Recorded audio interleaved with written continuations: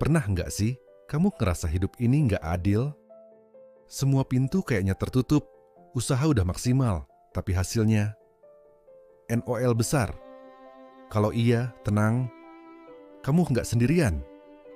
Hari ini, gue mau cerita tentang seseorang yang ngalamin hal serupa.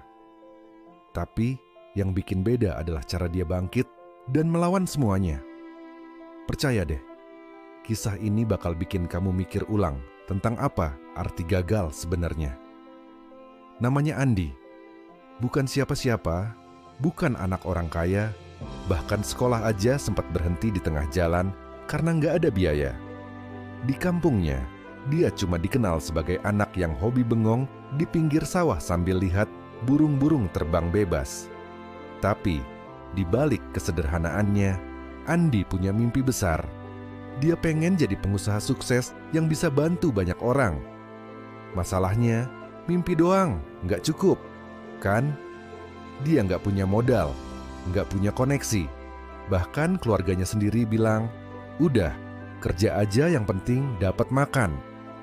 Andi hampir menyerah. Sampai suatu hari, dia ketemu satu hal yang ngerubah hidupnya. Apa itu? Sabar, gue bakal cerita. Jadi, waktu itu Andi lagi di pasar, bantuin ibunya jualan sayur. Di situ dia ketemu seorang bapak tua yang beli satu ikat bayam.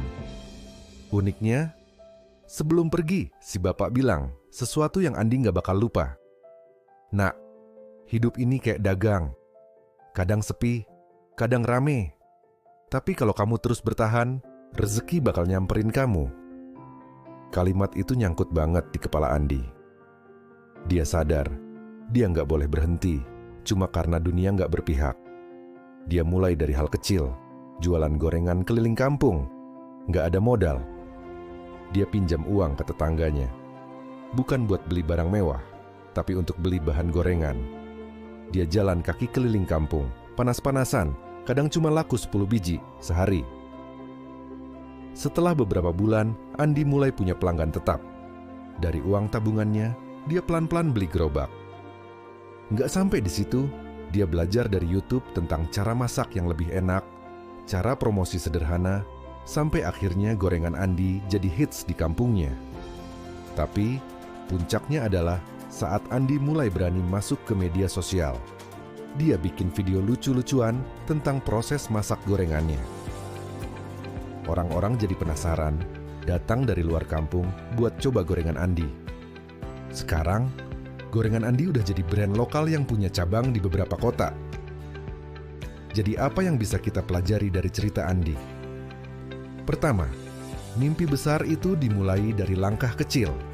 Nggak perlu nunggu semuanya sempurna, mulai aja dari apa yang kamu punya sekarang. Kedua, jangan takut gagal. Gagal itu cuma bagian dari proses. Ingat kata si bapak tua tadi, kadang sepi, kadang rame, yang penting bertahan. Dan terakhir, selalu belajar. Andi nggak berhenti di zona nyaman. Dia cari tahu, dia eksperimen, dia adaptasi. Hasilnya, mimpinya yang dulu kayak mustahil, sekarang jadi nyata. Jadi, buat kamu yang lagi di titik terendah, ingat cerita Andi.